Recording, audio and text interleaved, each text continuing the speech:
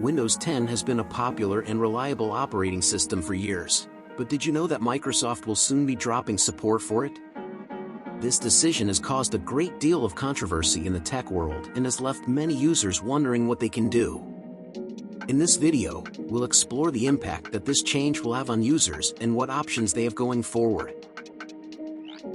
First, let's talk about what it means for Windows 10 to lose support. Essentially, this means that Microsoft will no longer be offering updates or security patches for the operating system. This can leave users vulnerable to security threats and can also lead to compatibility issues with software and hardware. For those who rely on their computers for work or personal use, this change can be a big problem. Without support from Microsoft, users may have to replace their PCs entirely or switch to a different operating system. So why is Microsoft dropping support for Windows 10? The company has stated that they are moving towards a Windows as a service model, meaning that they will be focusing on continually updating and improving newer versions of the operating system rather than offering ongoing support for older versions. This decision has sparked controversy among users, many of whom feel that they deserve more support for a product that they paid for.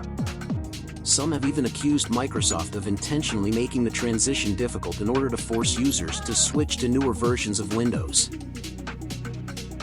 So what can users do in the face of this change?